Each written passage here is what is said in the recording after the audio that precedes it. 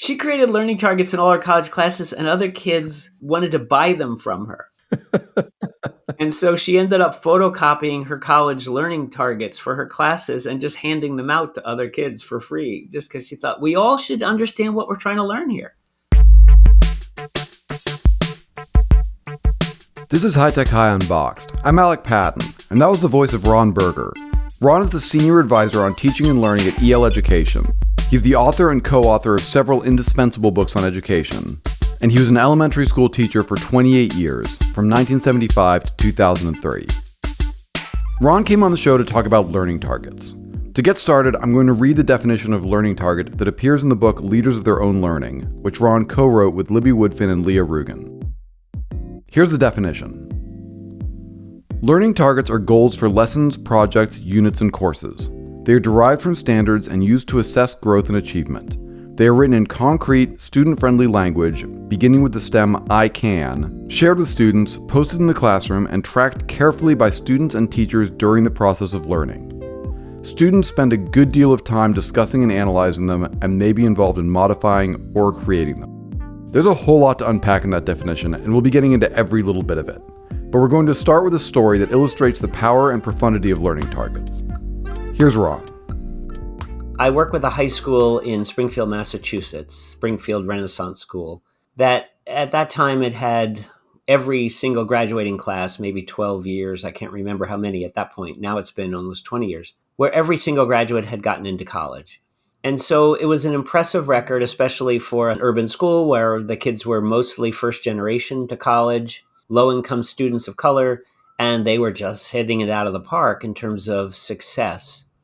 And 98% of the kids were graduating on time. So it was like there was not a lot of attrition. Things were really working.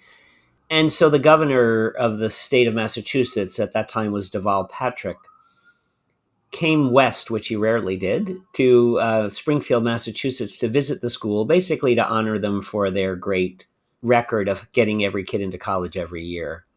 And I was asked to come down and help shepherd the visit. And when I got there, I met the governor and his entourage. But of course, I didn't give the visit. The tour was done by student ambassadors. And the student ambassadors were amazing, as always, like high-tech high students, like EL students always are, like any students that have been empowered in their school. They were much more eloquent than I could have been and genuine than I could have been. And so on the tour, Deval Patrick turned to one of the students and said, "Tanisha, can I ask you a question? Are you a good student?" And she said, "Mr. Governor, that's a really hard question. It's a very broad topic, like, am I a good student?" And he said, "Well, I mean, do you get good grades? It's pretty simple, I think." And she said, "Well, let me tell you about my learning targets. I have met and exceeded many of the learning targets for my major courses. So for example, in mathematics, I've met all of my learning targets so far this year, and I'm on pace to, I think, meet all of my targets. And in history, I've met all of my targets. But right now, I'm taking Latin. I'm really struggling to meet certain targets. So there's certain things that I know I can't yet do. And I can tell you exactly what I'm struggling with across the whole range of my targets and what things I'm meeting or exceeding easily in all of my subjects in the targets I'm supposed to reach." And he said, "Excuse me, learning targets, what are those?" And she said, "Those are the expectations of all the content and skills and competencies that we're supposed to have." And he said, "Oh, those are your learning objectives. Like when I taught, I had learning objectives for my classes." And she said, "Well, sir, I apologize. I don't mean to disagree, but I do disagree with you here, sir, because it's not like lesson objectives that the teacher holds. These learning targets are mine. No adult in this building knows all of the learning targets I'm expected to reach. I am the only one who knows that. And I know exactly where I am in meeting my targets for every single discipline, every single subject. And I can explain to you which targets I'm meeting and exceeding and which are not. No teacher could do that. These are my targets, my pathway to graduation and college acceptance. And I know I'm charting that myself." And he just stood back and he was like, "This is really remarkable to hear." And it was such a different ownership of her path toward college. And I think learning targets were just a really big part of it, because it wasn't just she was determined to go to college. It was she knew exactly in every single subject what were the skills and competencies and content that she needed to cover. and where she was struggling and where she was not and where she was exceeding. So it's a very different kind of ownership when it works well. And when I was a student in public schools growing up, I was a good student, but basically I just did what I was told. I came to school and whatever the teacher told me to do, I did. And when I left, I left. I was not tracking my own progress with my own goals. And in contrast, the students that I am privileged to work with now in the schools that are part of our network and similar networks or schools around the country have a clear idea of what are the things I'm trying to learn this day, this week, this semester, and how close am I?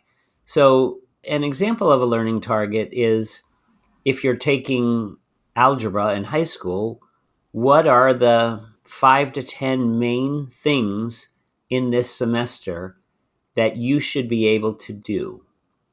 So I can graph linear equations. I can graph nonlinear equations. I can find any point on the coordinate plane, like things that are very clear. They're always I can statements. And once you have those targets, it empowers the student because in truth, what's important is that the student can do those things. And it doesn't actually matter that much where she gets that skill or that knowledge. And so if she gets it from her teacher, great. But if she gets it from Khan Academy, that's fine too. If she gets it from her older sister at home tutoring her, that's great too. Because the goal is like, can she do those things? Does she have that knowledge and those competencies and skills? And there's learning targets everywhere from pre-kindergarten through 12th grade that can be really useful for kids to think, oh, that's what you want me to do. I can understand that target. I can make it my own, and then I can work toward that. How is the learning target developed? Who's developing it and how? All teachers have a body of content and skills that they have to address during a year or a semester or a week. And those standards come from their state or district standards, their content and skills standards in their state or their district that they know in the course of this year of teaching third grade or teaching high school English in 10th grade. These are the things I have to make sure kids understand and can know and do.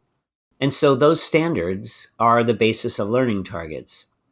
Taking those standards and distilling them and prioritizing them and taking the most important ones and making them the main learning targets is the basis of the learning targets that then kids adopt. So they are teacher generated based on standards. The difference is that the more kids use learning targets and the more they become empowered learners, the more they might tweak the learning targets or critique them or push them or work with the teacher to change them. So I've been in many classrooms where the kids will say, Mr. Patton, that learning target, I don't think it's the right target. I mean, here's how I would word what we really need to do. And kids start realizing that the targets are created with the goal of having kids understand the competencies and content that they have to do. And the teacher isn't perfect in them. And so kids can even have input. Sometimes kids will eventually create targets or refine targets or critique and change targets with the teacher in the goal of reaching those competencies. What's the process by which, as a teacher, you turn a set of standards into a set of learning targets? That question of how do we take standards and switch them into learning targets has become a central part of my organization, Yale Education, in the coaching that we do with teachers and in the collaborative work we do in setting up professional learning communities or teacher groups. It becomes a big part of the art of teaching if you adopt this model. And it becomes one of the most important parts of teaching, I think. And so there's not one answer to that. But I would say the first thing that's important is to prioritize one's standards. Not all standards are equally important. So, for example, when I meet with a high school math team and they're making the transition to try to make learning targets, I'll sit with a group of high school math teachers and discuss what's most important to you that kids learn this year. And they'll often say, well, the whole book, like everything. They're supposed to learn everything. And I have to back them off and say, do students all learn all of that every year? Or like, do they all become fully competent in everything in the book every year? And they say, no, they don't. I say, so which are the things that you think are most important for their mathematical foundations? Which algebraic concepts and processes and algorithms are most important for them? Like, if by Christmas they couldn't do these things, you'd be really disappointed. Can we name our top ones? And I think the math teachers will argue a little bit, but there's a lot of commonality to, well, they at least should be able to do this and this and that, and if you can get 6 of those, like, they should at least by Christmas be able to do this, this, this, whether it's in Spanish or whether it's in algebra or whether it's in history or whatever the topic is. These are the main concepts or content that I really feel like kids need to know foundationally. Those become your main learning targets for the semester. And then you break those down into targets on smaller realms for weekly targets or daily targets based on the actual things you want to make sure kids know how to do. And it has to be in language that kids understand.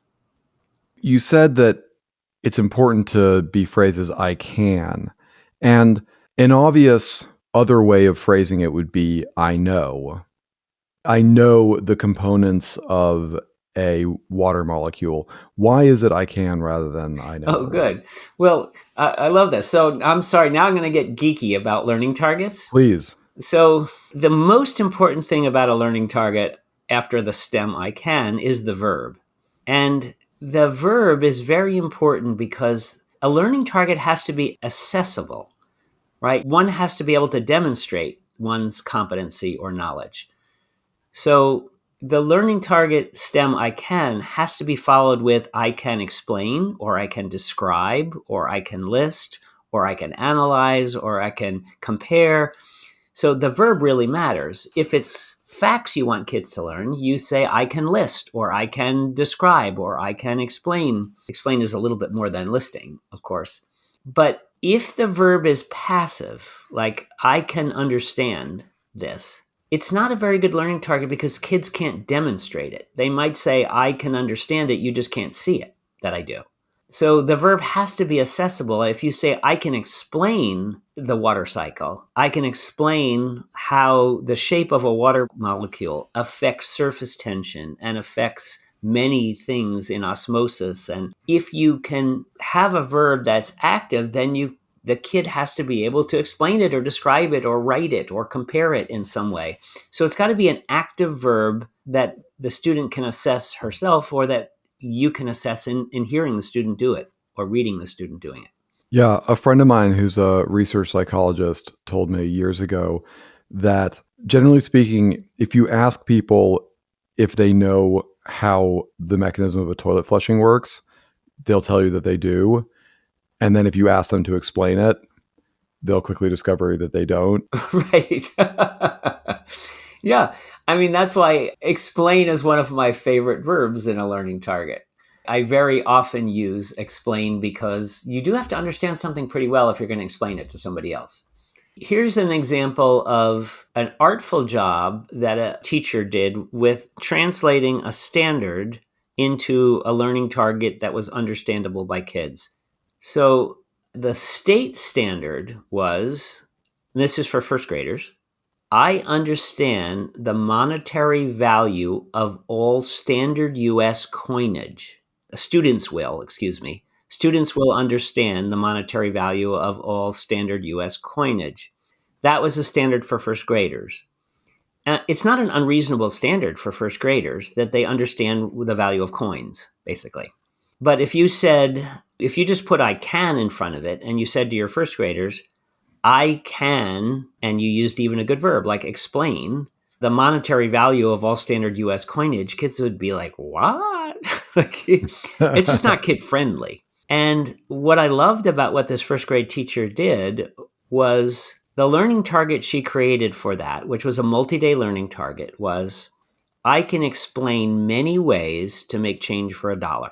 And at first, it doesn't sound like the same standard at all, but it actually is exactly that same standard. Because kids started saying, oh, I could explain one way to make change for $1. It's 4 quarters. And then another kid would say, yeah, but you could do 3 quarters, and then you could do 2 dimes, and then you could do 1 nickel. And then another kid say, or you could do 5 pennies. And pretty soon the kids are making charts of all the different ways they could make change for $1. And they're getting really excited about the charts they make. And how do you organize your chart so you don't do the same one twice? And how do you make sure you've covered every possible one? And in the course of it, all the kids that don't understand the value of the play money they have there, of the different coins, are learning it very quickly. And by the end, they all actually can meet that state standard because they all know the value of all US coins. But I can make change for $1 in many different ways is something that the kids are like, cool, I could figure out that, show you I could do that. And even their parents could understand, oh, that's a reasonable standard. And so what was beautiful about what she did was just put it in language that kids would understand, and also a challenge that sounded pretty exciting to try. Do you have any advice for adding that excitement? If there's a little challenge in it, like making change for $1 is a kind of a cool challenge. How many different ways could you come up with? In the same way, if you were studying the Roman Empire, if your standard was around students understanding the Roman Empire, if your learning targets were, I can explain many ways in which the Roman Empire was better than modern life, and many ways in which it was not as good as modern life, then kids would be like, oh, that's kind of intriguing. What are the differences? Which are the ones that might have been better, if any? Which are the ones that might have been worse, if any?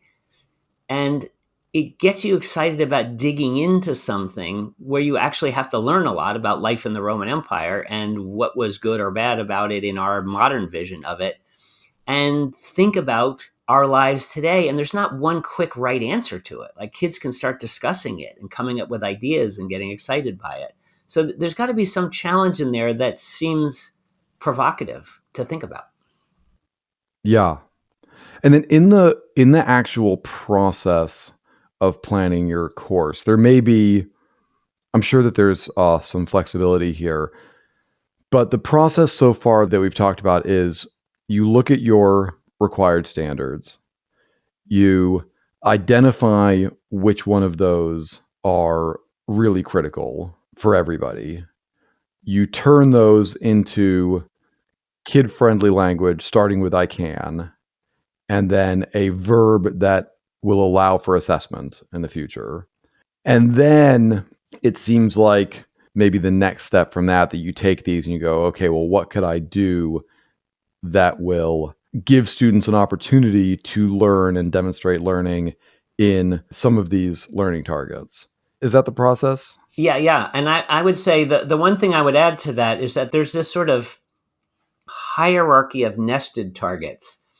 Like, what are the most important things you want to drive kids learning in this project, in this lesson, in this course, in this time? And then what are the sub ones? What are the 5 most important things that they would have to do? And then for each of those 5, what are the important understandings or skills they need to get to that one?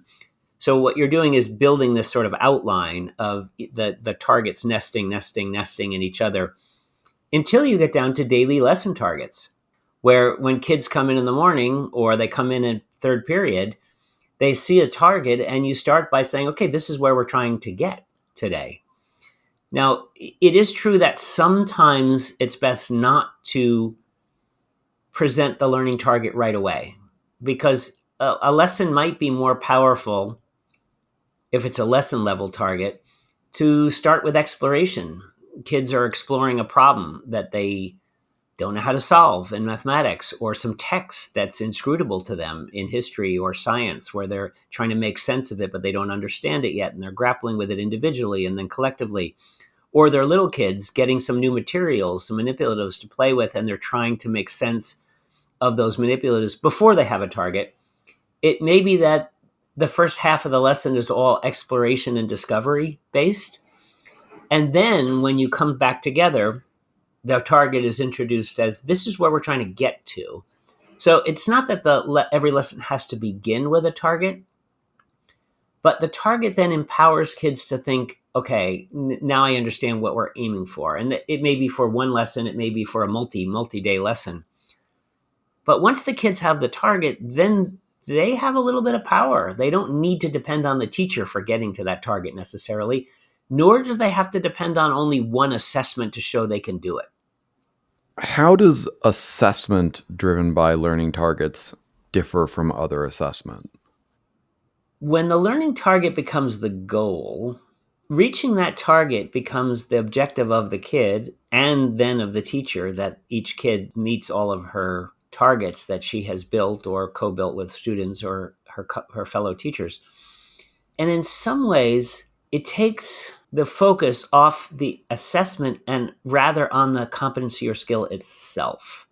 So if students know that they are learning to factor linear or nonlinear equations, if they have a target around that, and you ask a student, the student will say, well, I know then if that's my target, I have to be able to demonstrate my ability to do that. And there's a lot of different ways I could demonstrate that, honestly. Like I could show you my test results for tests and quizzes I've taken on that topic. Or I can demonstrate for you right now. You write an equation for me, I'll factor it for you right now. I don't even have to show you any quizzes. If I can do it on demand right now, or I can show you my reflection. I've done a number of problems where we were required to write a written reflection about the approach we took to factoring. And you can see metacognitively how I'm thinking about factoring on that. And so right away, the student is saying, the goal is for me to be able to do this thing and understand this thing. There's a number of different assessments that could give you the evidence you need that I can do it. So students will say, I might be able to meet this target through a project I did. I might be able to meet this target through an essay I wrote or some written explanation of it. I might be able to verbally demonstrate to defend that I've met this target by you quizzing me and me defending my thinking. It invites a constellation of different assessment modes, because in the end, you just want to show that you can do these things or know these things. And it opens the world up a little bit to assessment just being the 3 quizzes and 1 test. Okay, in my personal mental map of learning targets, I've got a blank space that I'm hoping you can help fill in, which is that in our conversation, we've got from the standards as far as getting down to daily learning targets and sharing those. And then we've got this situation where students are very aware of and conscious of and clearly referring to and driven by their own set of learning targets. And I'm wondering, how do you get there? The more you use targets in your teaching, and I, as you said, I wasn't the first one to come up with this. I was late to the game in many ways. 15 years ago, when my colleagues were emphasizing the importance of learning targets, I was skeptical at first. Now that I'm a total convert to this, it starts to suffuse your whole teaching approach. So the strongest teachers I've seen, every assignment that they give, whether it's an essay assignment, an analysis, a synthesis piece, a experimental write-up, a geometric proof, every assignment that kids are given has the learning targets at the top of it written. This is what targets this assignment addresses. And so one of the kinds of evidence kids can use to say, I've met this target or I'm meeting this target is, oh, I did these 3 homework assignments related to that target and showed my understanding in all 3 quite well. So there's a direct connect between all the work that kids are doing and the targets they are aiming for. So it becomes this sort of holistic way of looking at the class, at the year. We're always working for targets in our work. And so when you create an assignment, as a teacher, you should be thinking, which targets am I connecting this assignment to? So kids are always working towards showing evidence that they are having the content and concepts and understandings and skills that we hope they will. Something that I think you've talked about before. I think you've talked about a distinction between learning targets and doing targets. Yeah. One of the many mistakes that we all make when we're first getting into this learning target world is having a target about the thing you're creating rather than what you're learning, the content and skills that you are showing. So if your target is, I can make a poster about the rock cycle, or I can make a poster about the water cycle, it's not a really helpful target, because in the end, what you want kids to be able to show you is that they understand the rock cycle or the water cycle, not that they can make a poster about it. The poster is just a medium, right, for them demonstrating their learning. So that would be a doing target. I can make a poster that does this. If the target is rather, I can describe or explain the water cycle or the rock cycle in a compelling and inventive way in a poster format, then the target is about what you can explain, not what you can do. It's sort of what you know and what your competencies are. People often write targets. I can write a 1-paragraph essay on this topic. And that's just like I can create a poster. I can write a 1-paragraph topic on blank says nothing about the quality of understanding and expression in that paragraph. So I think we have to make sure that the targets are about what we most care about, which is the understanding and the content knowledge and the skills, not the I was able to write a paragraph, create a poster, do an experiment. Except that if you want somebody to know how for wanting someone to know how to write a 5-paragraph essay is a thing you might want them to know how to do, though, right? Yeah, so I mean, this is a good push, Alec. I mean, this is what is your goal? So if your goal is to have kids write a compelling essay, and I would push that 5-paragraph essay is a pretty contrived and constraining way to think about what a compelling essay is. Yeah, they're not my favorites. Yeah, and I think teachers and kids become wedded to them to a fault, and they end up being pretty dead because kids follow a formulaic way. But I think the goal of having kids write a compelling essay about a topic is an excellent goal. And if you're content neutral in that, you're really just trying to teach essay skills, then having a target around your ability to craft an engaging and compelling essay is fine, even if it's not about any particular topic. It's just that the target should reflect what you really want kids to know and be able to demonstrate. All right, I have a very geeky question now. Yeah. If you aren't content neutral, like let's say you're teaching a social studies class, Yep. everybody is learning. Well, we're studying the Roman Empire, Yeah. and you want students to write an essay. You want them to be able to craft a compelling written argument. Yes.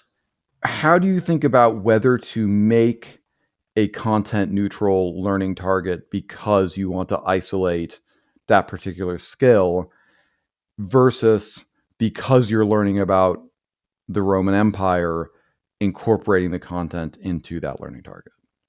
Well, if you are both working on studying the civil rights movement or the Roman Empire or an historical period, the Harlem Renaissance, whatever it is you're studying, if you want kids to have the content about that, maybe that's the topic of your argumentative essay. And you also want kids to develop the skill to write an argumentative essay. You can combine those in one overarching main target for that time, but you're going to end up breaking down things into smaller targets. You might spend a few days on this where a daily target is I can create a compelling hook, a leading sentence to pull people into my essay and grab their attention.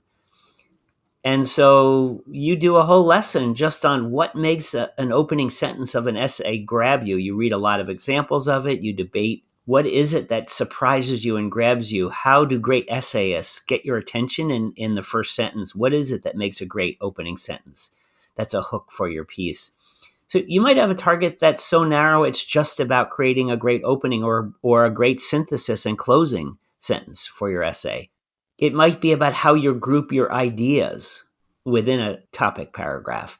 So you might have a number of targets around the craft of creating a good argumentative essay. They could be content infused or content neutral at that point, but the overarching target could be combining the content and the craft. I mean, you can get narrower and narrower with your targets, more and more specific. You tend to be more knowledgeable than I am about multiple ways of saying the same thing that will make sense to different audiences. So what I would call a model critique at the start of a project, doing a critique as a class of something created by a teacher or created by a professional or created by a former student. That is the kind of thing that students will be creating over the course of a project and looking at the elements of quality in that together and identifying those. How does that process fit in with learning targets? Well, I think in many ways. First of all, the clarity of what we're aiming for often comes from models. If we have a learning target on the board that kids discuss and analyze the language in, I can write a compelling first sentence for my argumentative essay.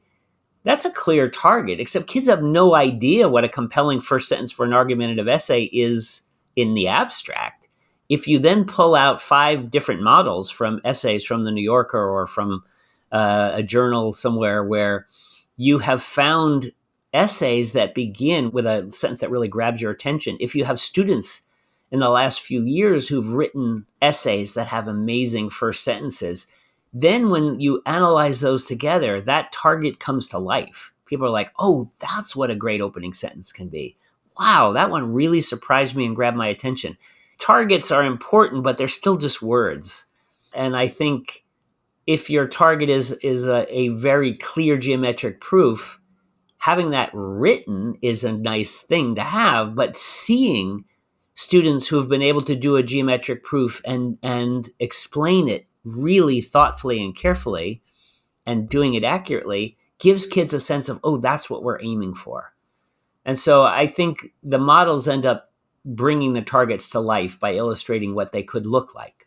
We can kind of get into where things go wrong a little bit, but one that I think is a common one for teachers who are designing projects, particularly for the first time, is that you end up with a project where the product that students are actually making and that will require a significant portion of their time doesn't really align with the learning targets that you set out at the start of the year. Does that sound like something you've Yeah, seen? a very common thing that happens to all of us, I would say. Yeah. How do you avoid that? Well, I mean, it's always a process of learning. I was a project based teacher for 30 years. I made many mistakes, often in projects that evolved in ways that they didn't end up meeting some of the skills and content that I'd hoped for. I mean, that's always a learning process for all of us. As PBL focused teachers, we have to keep working on getting better at that. But it's also true that when you have targets for the whole project, for the different parts of the project, for the different weeks leading up to that, for daily, it makes us all, with our students, much more accountable to what are we supposed to be learning here while we're doing this project. So the targets themselves are a good insurance of not drifting away and it becoming all about just the craft of doing this without learning the content or skills that also have to be a part of it. It also may suggest that if your project migrates into a different place, that you have good conversations with your teaching partners or your students or both about how you might need to change some of the targets to make them more appropriate to what we're actually learning together. But I do think that in the best of classes, students are excited and discuss the targets every day. And if it takes changing, they get right into that conversation about them. How do you keep that from starting to feel dead with students? It's a good question. Targets can become mundane just like everything else. So students always come in and the targets always sound the same and they're always on the whiteboard and the teacher says, write down your target at the top of your notebook, on this page. And if it becomes so mundane and routine, the targets stop having much power. But if the targets are cleverly written and sometimes intriguing, and they sometimes have interesting verbs or interesting challenges in them, and if the teacher's discussing the targets with the kids and encourages an environment where kids are questioning the target, well, what does that mean? And why did you write it that way? Why wouldn't we want our target to be this? When the targets become more living, then it stops feeling so dead. And so in the best of classrooms I've seen, kids love discussing the targets, debating the targets, pushing back at the targets, asking to customize the targets because they're used to that rich conversation about them to begin things. So it shouldn't just be teachers have to have a target on the whiteboard, principals walk through the school, make sure the teachers all have a target up, the kids come in, they just write down the target on there, then they move on. It's got to be a part of conversation and dialogue and debate about, is this the right target? Did we word it right? Did we use the right verb for it? Maybe we need to change the target halfway through class when we're seeing it's not right. Keeping them alive and doing fresh things like interesting, weird targets at times, fun targets, playful targets is important, I think, to keep the classroom living. I'm also hearing something there about a degree of confidence as a teacher, that you need to be able to feel if students are challenging your targets that you're not being attacked. Exactly. In fact, you should be excited. If kids are pushing on your targets, you think, oh, good, they're that engaged that they want to push. Like, that's a wonderful thing if students are willing to push. And I think as teachers, we should be encouraging that. We want kids to grapple with, what are we trying to learn here? And having them be a part of it. I often share some videos when I do workshops on learning targets. I have a student on video who, as an eighth grader, was incredibly eloquent at discussing the importance of learning targets in her eighth grade ELA classroom. And so she talked about, it gives us a sense of what we're trying to learn every day we come in.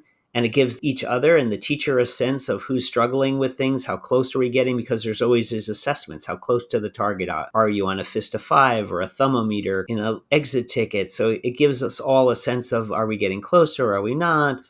Anyway, she does a beautiful job of explaining targets, as good as I could or better. And it's a student that, like many students, I've followed over the years. And when she was in college, I invited her back to be a keynote speaker at our EL education national conference to like 1,500 educators.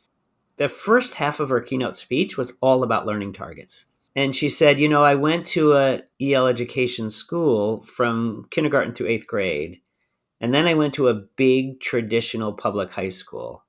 And I walked into class and I just freaked out because every class I went into, there was no learning target on the whiteboard. And I just thought, how are we supposed to know what we want to learn? Like, where we're going? What's the goal of our learning?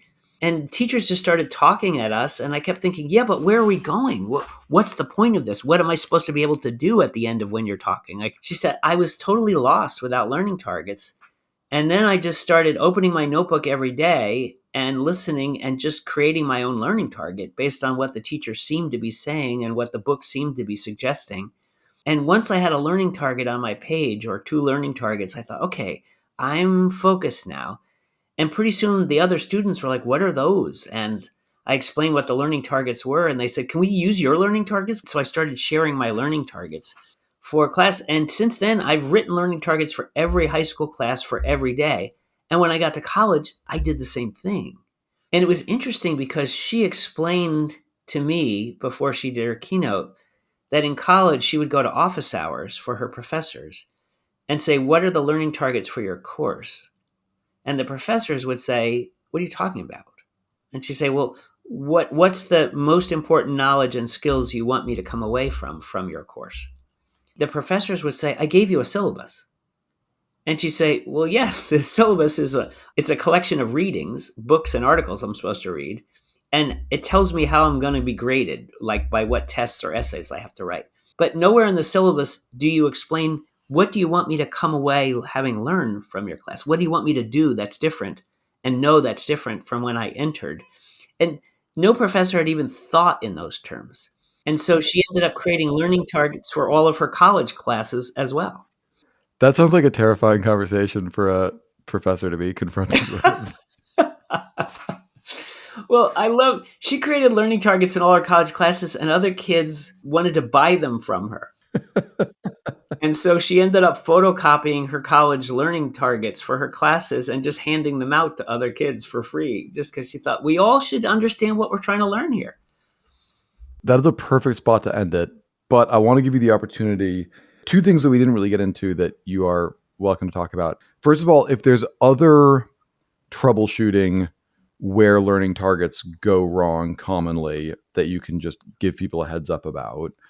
And the second one would be, you actually at Stone Brewery years ago, we had a conversation where you told me that you'd spent a really long time trying to get project-based learning going in traditional school contexts with very mixed success, but that the thing you'd come away with realizing, if you wanted to transform a very traditional place and have it be a different place to walk into, that learning targets were the secret.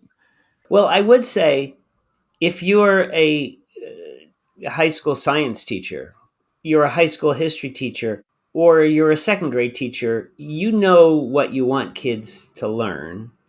But you often, if you haven't had learning targets, you haven't gone through the process of naming exactly what are the things that you think most importantly, the concepts and the content that you most importantly would want kids to do. What skills would be most important? Once you've named that and made them into targets, it opens a door for projects because projects are one of the ways kids could show you that. If kids know I'm supposed to show my teacher I understand this and can do this, a project may be a perfect way to show you that.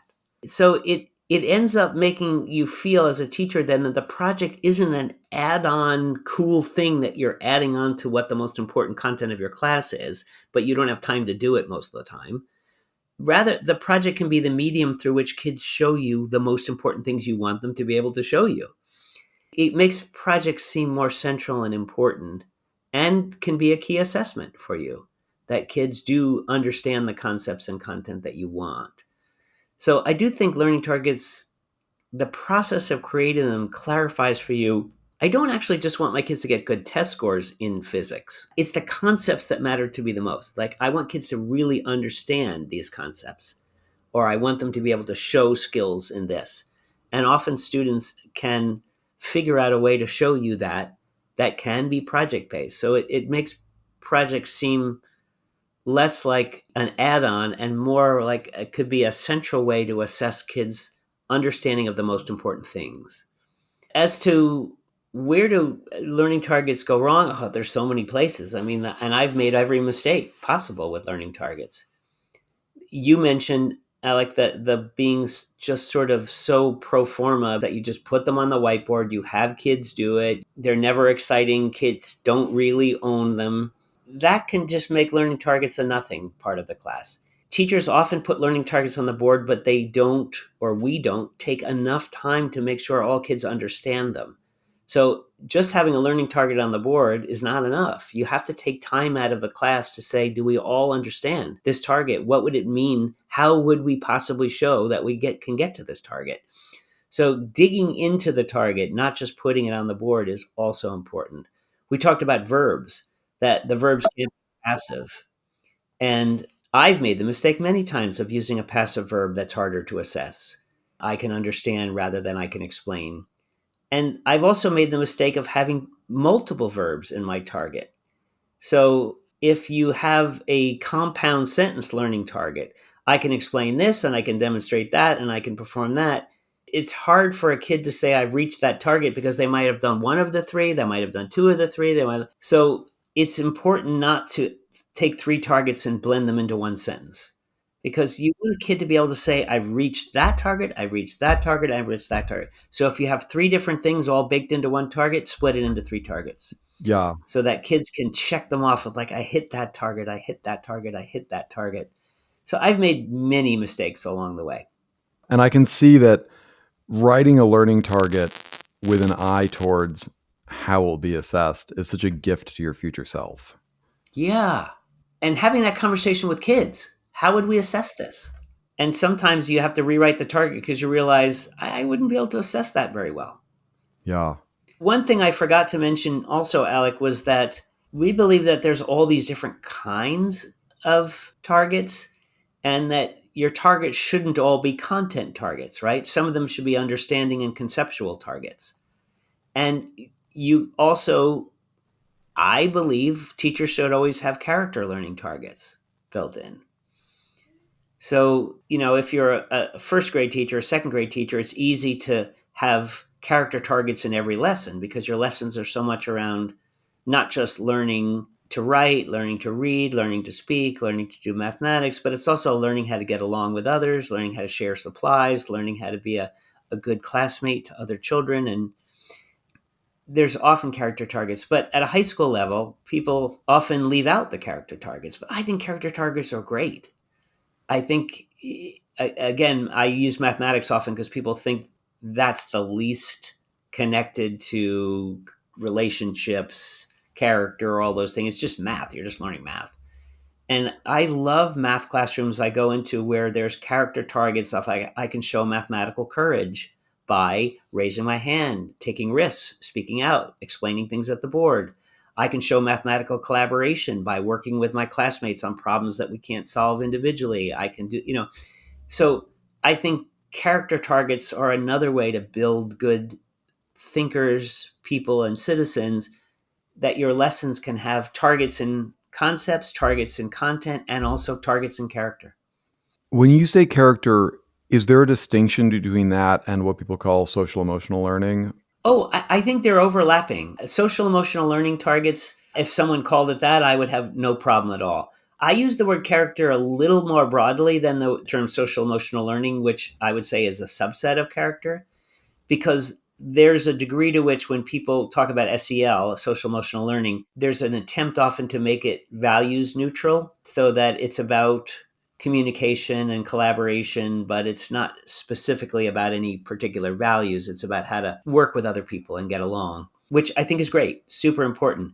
But my concept of character is that there is performance character, there's being an effective person and learner, and then there's ethical, moral character about being a good person, of being honest and being compassionate and being kind and having integrity. Those things are values. And so when I say character, I mean social emotional learning and virtuous character as well, standing up for what's right and treating everyone with respect.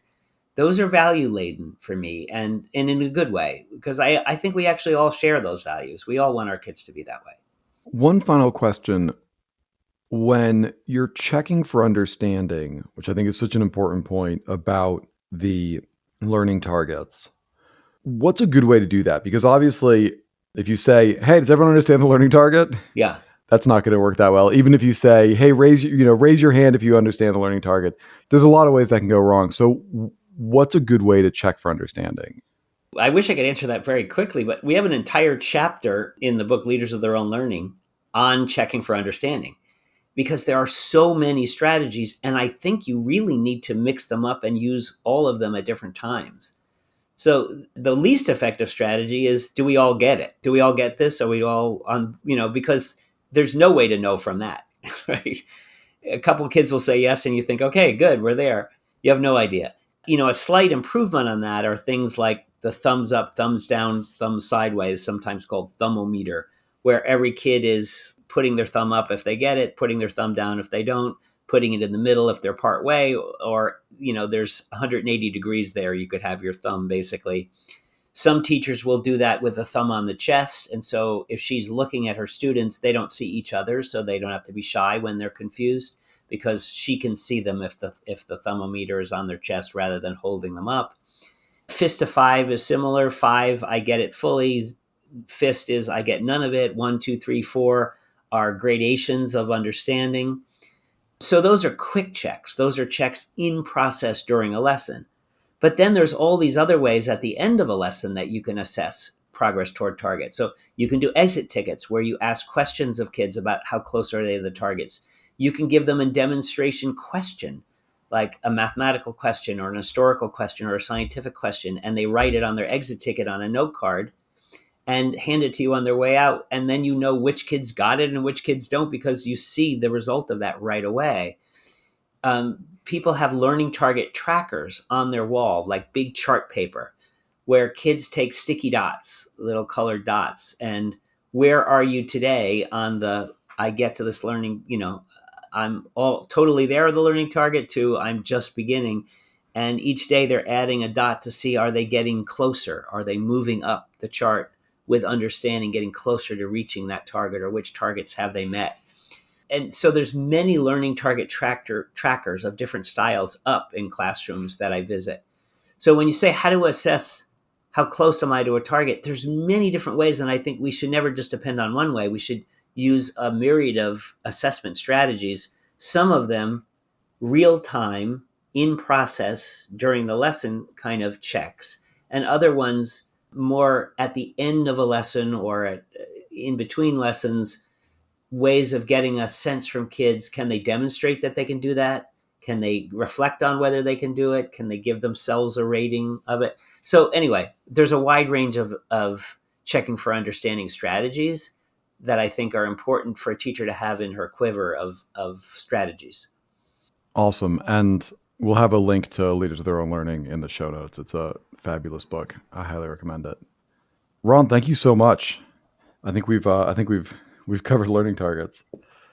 Alec, thanks for, and to anyone who's listening, just thanks for tolerating my geekiness about this topic.